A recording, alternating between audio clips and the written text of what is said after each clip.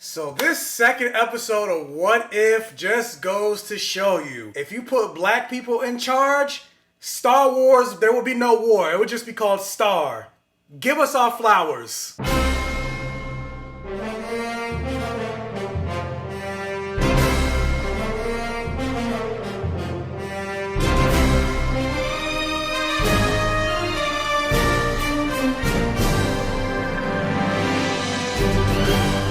Welcome to my safe haven. Hello, everybody. Thank you so much for joining me on another episode of the Black Gay Comic Geek channel. We are here talking about episode 2 of Marvel's What If. Thankfully, I can talk to you guys about this episode now that it's officially out for everyone else to see. I did talk about my initial thoughts of like the first 3 episodes, but I couldn't say a whole lot in that video because, you know, spoilers, you guys hadn't seen it yet. So now we can talk about it. Here we are. But now you guys kind of see and understand what I was saying in my non-spoiler review. I was just like, yeah, I feel like episode 1, there wasn't really a whole lot to talk about. Like there was more in episodes 2 and 3. I said episode 3 was my favorite of the bunch, but I love this episode too. So yeah, we're talking about episode 2, not episode 3. That's next week. But yeah, let's jump into it. But before we jump into that, guys, I need you to like, comment, interact with this video for the algorithm. Let me know what you thought about this episode. Maybe there are some people that liked episode 1 more that I don't know why. Blasphemy, but everything is subjective in art. And so yeah, if you hadn't realized based on the title of this episode, I will be talking spoilers for episode 2 of Marvel's What If. I don't even know, does this episode have a title or is it just episode 2? Regardless, it's episode 2. I don't know the title of the episode. But the premise of this episode is, what if Yondu and the Ravagers came to Wakanda and took T'Challa instead of going to Kansas, I believe it was, and took Peter Quill, and T'Challa became Star-Lord instead of Peter. Also, something else that I forgot to mention as I'm editing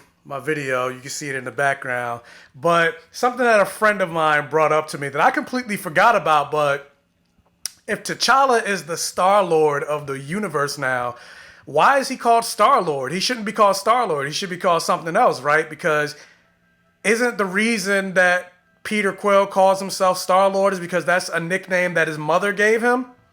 Like she called him My Little Star-Lord or whatever. So wouldn't he be like Panther Lord or something? I don't know. But yeah, I guess that was a writer oversight. The writers, because I forgot about that too. But yeah, apparently the writers did too. And I love this episode. This episode was great. This episode was fun. This episode was vastly different than the first episode. Like the first episode was just cute. Like yeah, you got to see Peggy Carter as the super soldier. But for the most part, it was pretty much Captain America, the first Avenger all over again. But the biggest difference and the biggest problem for me in terms of the pacing is that movie was like 2.5 hours or a little bit over 2 hours long. And so you got this What If episode that was basically highlighting some of those same beats, but without the time and development paid to those characters in those moments. And then, you know, I'm a huge Bucky and Steve shipper. Like, really, Bucky, Steve, and Sam, they should be in a throuple, but that's a whole nother conversation.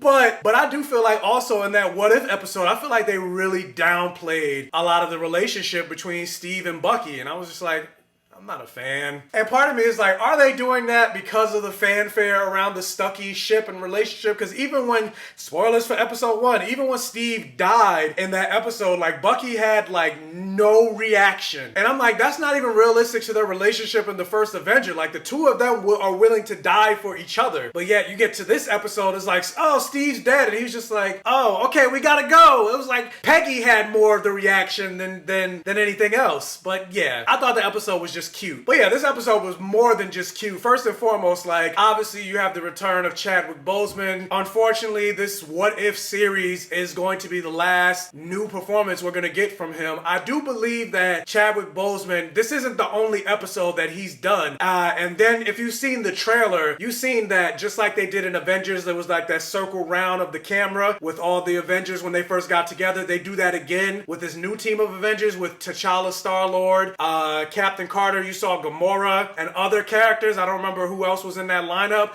but I do believe Chadwick Boseman is voicing other episodes in this series. So it's great that this isn't the only episode that we get to see him in, but it's sad that this this season of what season 1 of What If is going to be the last new performance that we have of Chadwick Boseman. So this episode was kind of bittersweet because it was great. It was a great episode, but it was like, it just reminds you that we're never going to see Chadwick Boseman and his version of T'Challa ever again, really. And it sucks because Chadwick Boseman was such a great, like, he died in August of last year. It's only been a year, or it hasn't even fully been a year yet. Like, next week will make it a year. And it just feels like it was so long ago because so much has happened in 2020. Like 2020, like Kobe died last year too, like in the very beginning of last year. And that feels like even longer ago. Like 2020 just felt like an ongoingly slog of a year. Is that a word? A slog? But regardless, 2020 just felt so freaking long. And it seemed like every single month, some craziness happened. Like, you guys remember the whole fiasco with the murder hornets going on? I think it was California. Like, what is the... Like, I'm so glad to be out of 2020. But you know what I am not glad to be out of? Marvel's What If episode 2. So yeah, getting into it, I'm not going to give like a whole beat for beat of this episode. Like I actually haven't seen it since getting the screener for Disney a couple weeks ago. So there's also stuff me just trying to remember the episode. But this episode just basically jumps into the premise or jumps into the theme of how much of a difference one man can make. Because you get to see, like, unlike the Peggy Carter situation where it was literally like the same paint by numbers moments from the first Avenger, it really didn't change much in terms of like how Peggy Carter being the super soldier would affect this whole thing. Like, literally it was the same thing. Even though they're two different characters and decisions will be made differently, no, it was pretty much the same. Oh, you remember this moment from the first Avenger? Well, we're gonna have it also, but with Peggy. But this episode just goes to show Peter Quill, Star-Lord, like, he's a terrible leader and a terrible person running the galaxy, or just in the Guardians of the Galaxy. He's not really guarding anything because you put T'Challa in space, you put T'Challa as in the role of Star-Lord, everything changes. Like, the whole cosmology of space is different. The Ravengers are way more efficient. He's basically like Space Robin Hood, and they kind of reference that in this episode. And I'm glad, because one of my biggest questions going into this episode was, how in the hell did the Ravengers just roll up in Wakanda and take T'Challa like that? Like, there's no way. They gotta explain that. And they did. Like, T'Challa left Wakanda, and that's how they found him. Even still, I was like, there's gotta be an intergalactic empire of Wakanda. You mean to tell me they're not gonna create like some type of space Wakandan empire to go find their kid? And they kind of did, but I was expecting there to be more of a war. But I still liked what happened and how they did this episode and the execution and everything like that. And speaking of execution, like, they put some respect on my man Djimon Hounsou's name. Granted, I still feel like they played him as a little bit of a doofus, but they at least gave his character some personality. And I feel like in Captain Marvel, and then even when we first saw him in Guardians of the Galaxy, like, his character was just there. Korath, like, he had no personality. But in this, like, I love the moment where, you know, instead of getting the moment where he's like, who are you? And I'm Star-Lord. He's like, who? He actually knows who Star-Lord is. And he's basically fangirling over T'Challa being the Star-Lord, because Star-Lord is basically a legend in this galaxy, in this corner of the galaxy in space. And I like that. It's almost like a Star Wars callback moment in the Force Awakens where Poe got taken and he was confronted by Kylo Ren. He was like, so how does this work? Who talks first? Do I talk first? Do you talk first? It's the same thing. Like, should I use my gun? Should I not use my gun? Should I put my gun away? He's like, no, use your gun. This is what we're here for. Like, I like the dynamic. Plus, you got these two, granted, Korath is an alien, but you got these two black characters interacting. And even though he's not the king, even though he's not the Black Panther in this world, people still show him reverence, because even though he doesn't have the title of royalty, he's still royal in his demeanor and in his presence and in his stature. And it just goes to show, even without the Black Panther powers, T'Challa himself is still a force to be reckoned with and a force to respect, because all hail the king. And my God, rest in peace, Chadwick. Like, it's still like, it's like, I still cannot believe sometimes that he's gone. Like, even when they mention, I'm like, oh yeah, that is the case. He's not here anymore. And it fucking sucks. But with that said, you see a whole lot of other characters, and you see how this world is so different with T'Challa being the Star-Lord as opposed to Peter Quill, to the point, like, the biggest surprise of them all, Thanos is a good guy now. What? First of all, I need to see that episode. I need to see that conversation. Like, how did that even initiate? How was T'Challa even able to roll up in Thanos' kingdom when he was still the Mad Titan to even have a conversation with him? And how long was it? Was it like one-time conversation? Was it over the span of a couple years, over the span of a couple weeks? Like, that's what I want to know. I want to see that conversation. And it was voiced by Josh Brolin. So you got Josh Brolin and T'Challa interacting with each other, and you still get to see some of the levels of the Mad Titan come up within Thanos, because even when he constantly brings up his idea of wiping out half the population, him saying, yeah, but it was efficient.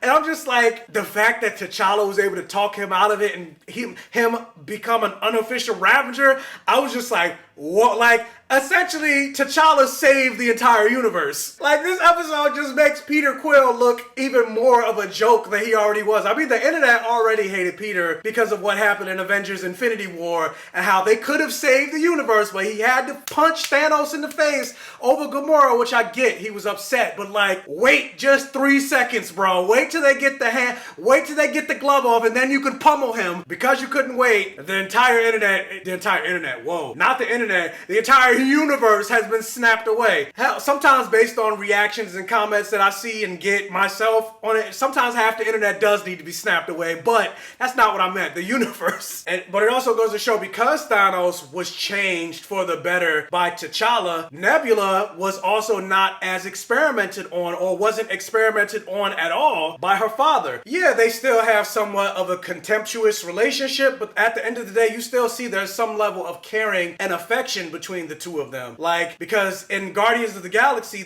Nebula mentions that he would constantly have Nebula and Gamora fight, and Gamora would always win. And every time Gamora won, he would experiment and enhance and add cybernetic parts to Nebula, and that's why she looks the way she did. But in this, she looks completely different, to the point that she even has blonde hair, which I thought was weird, because comic book Nebula has black hair. So I'm like, is that a wig, or are they just change it up? Either way, I was like, all right, whatever. It looks a little weird, but I'm here for it. And it was still voiced by Karen Gillan. And you also saw Drax in this world. And because Thanos didn't kill his wife and kids, they're still around. He's a bartender in this world. He's happy. He's with his wife and kids. So it's like, just how much has been changed in the Marvel cosmic world because of just T'Challa being around. But I did think it was kind of weird, though, that they didn't mention Gamora. But we do know Gamora is coming because she's going to be part of the new team of Avengers. But still, like, they didn't even reference her in this episode. But speaking of a reference or a character showing up, I really liked what they did with the Collector. Like, obviously, Thanos being the Mad Titan, the tyrant of the universe, if he disappears, yeah, it's gonna create like a power vacuum that somebody's gonna want to fill. Like, that was the whole premise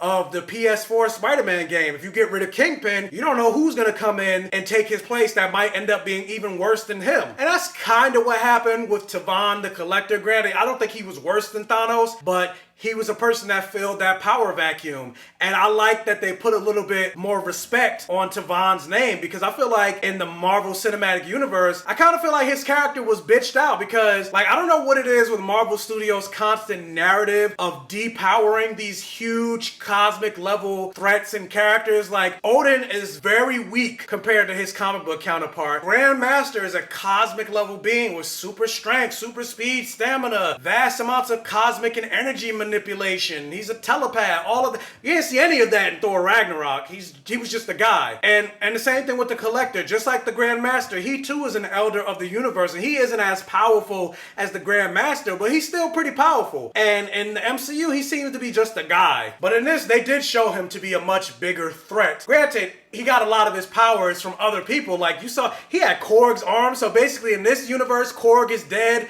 He had Hela's helmet, which I'm like, did he kill Hela? Did she give it to him? How did he get Captain America's shield? But he was still a threat. And I liked seeing that. Also, you got to see more from Howard the Duck, and voiced by Seth Green, who came back. So yeah, this episode was fun. One thing I will say, and I did talk about it through it with a friend of mine, because I had the same reaction, but I was like, did they depower Thanos? Because I feel like he was kind of getting his ass beat by the Black Order. But then I thought about it more. I'm like, no, it's because it's 2-on-1. And then not only is it 2-on-1, but Proxima Midnight basically snuck up on him. And then the episode pretty much ended with T'Challa going back to Wakanda and him joining forces with the Ravagers, thus really kind of, in my mind, cementing the intergalactic empire of Wakanda. And you know how the saying is, the more things change, the more things stay the same. Well, no, in this episode, the more things change, the more things change, because you get to see, because my biggest question, I was like, well, if they didn't get Peter Quill, like, wasn't the whole purpose of them getting Peter Quill to hide him from Ego? If he's still on Earth, why isn't Ego still a thing? And then this episode ended with Ego, with Kurt Russell coming back to voice him, Ego showing up to get Peter Quill. And so I'm like, oh, so the world and the universe is just destroyed at this point, right? Because Ego got his son, and the whole point of him needing his son was so he can basically take over the whole universe. So I'm like, so yeah, the universe is over, right? Unless that's the story for another what if, them coming together to stop Ego. But yeah, I had fun with this episode. This episode had me hyped, but also, it had me hyped, but it also had me hollow in the sense of like, I want to see more of this story. I want to see more of these versions of these characters, and yet it was just a short, 35-minute episode, and then that's it. So I'm just like, oh, come on, give me more. But yeah, I love this episode. Like I said, I'm not going to rate these episodes because I do feel like at a certain point they're going to connect to each other. And so I want to see the full picture before I fully rate them. But yeah, I definitely love this episode more than I liked episode 1. So yeah, Marvel's What If episode 2. But enough about what I thought about this episode. The question is, what did you guys think about this episode? Is this your favorite episode of the 2 so far? Let me know in the comment section below. Also, if you can, hit that thumbs up button and like this video to really help out with the channel and the YouTube algorithm and getting my video and my channel out there. If this is one of your first time checking out one of my videos, please check out the other videos on my channel. If you like what you see, please subscribe for more and hit that bell notification button so you're alerted every single time I post a new video, and tell your friends, your families, and your neighbors about my channel to help me continue to grow. I don't know what that was. And as always, I will catch you guys next time.